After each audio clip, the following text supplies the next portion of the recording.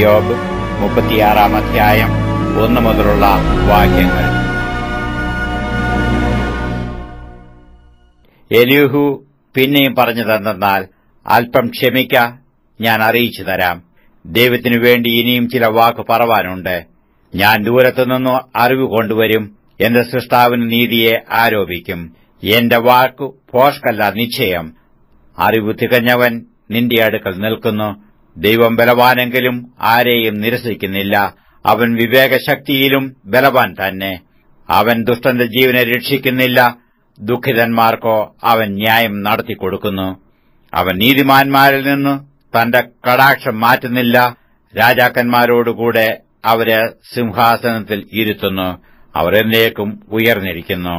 അവർ ചങ്ങലകളാൽ ബന്ധിക്കപ്പെട്ടു കഷ്ടതയുടെ പാശങ്ങളാൽ പിടിക്കപ്പെട്ടാൽ അവൻ അവർക്ക് അവരുടെ പ്രവൃത്തിയും അഹങ്കരിച്ചുപോയ ലംഘനങ്ങളും കാണിച്ചു കൊടുക്കും. അവൻ അവരുടെ ചെവി പ്രബോധനത്തിന് തുറക്കുന്നു. അവർ നീതികേട് വിട്ടുതിരിയുവാൻ കൽപ്പിക്കുന്നു. അവർ കേട്ടനുസരിച്ചു അവനെ സേവിച്ചാൽ തങ്ങളുടെ നാളുകളെ ഭാഗ്യത്തിലും ആണ്ടുകളെ ആനന്ദത്തിലും കഴിച്ചുകൂട്ടും.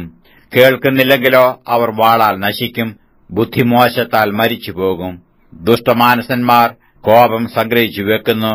അവൻ അവരെ ബന്ധിക്കുമ്പോൾ അവർ രക്ഷയ്ക്കായി വിളിക്കുന്നില്ല. അവർ യൗവനത്തിൽ തന്നെ മരിച്ചുപോകുന്നു. അവരുടെ ജീവൻ ദുർനടപ്പുകാരുടേതുപോലെ നശിക്കുന്നു. അവൻ അരിഷ്ടനെ അവന്റെ അരിഷ്ടതയാൽ വിടുവിക്കുന്നു. പീഡയിൽ തന്നെ അവരുടെ ചെവി തുറക്കുന്നു. നിന്നെയും അവൻ കഷ്ടതയുടെ വായിൽ നിന്ന് ഇടുക്കമില്ലാത്ത വിശാലതയിലേക്ക് നടത്തുമായിരുന്നു. നിന്റെ മേശമേൽ സ്വാദുഭോജനം വെക്കുമായിരുന്നു. നീയോ ദുഷ്ടവിധി കൊണ്ട് നിറഞ്ഞിരിക്കുന്നു. വിധിയും നീതിയും നിന്നെ പിടിക്കും. കോപം നിന്നെ പരിഹാസത്തിനായി വശീകരിക്കരുത്.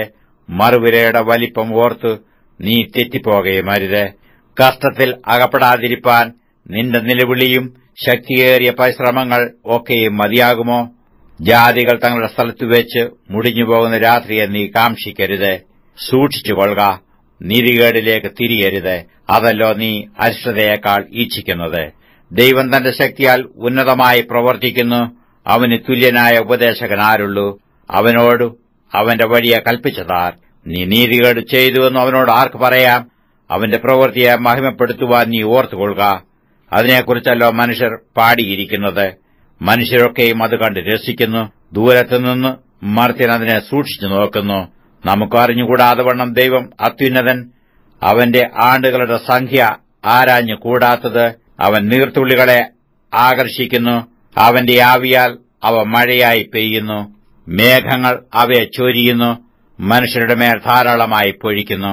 ആർക്കെങ്കിലും മേഘങ്ങളുടെ വിരിവുകളെയും അവന്റെ കൂടാരത്തിന്റെ മുഴക്കത്തെയും ഗ്രഹിക്കാമോ? അവൻ തന്റെ ചുറ്റും പ്രകാശം വിരിക്കുന്നു, സമുദ്രത്തിന്റെ അടിയെ മൂടുന്നു. ഇവയാൽ അവൻ ജാതികളെ ന്യായം വിധിക്കുന്നു, ആഹാരവും ധാരാളമായി കൊടുക്കുന്നു. അവൻ മിന്നൽ കൊണ്ട് തൃക്കൈ നിറയ്ക്കുന്നു, പ്രതിയോഗിയുടെ നേരെ അതിനെ നിയോഗിക്കുന്നു. അതിന്റെ മുഴക്കം അവനെയും കന്നുകാലികൾ എഴുന്നള്ളുന്നവനെയും കുറിച്ച് അറിവ് തരുന്നു.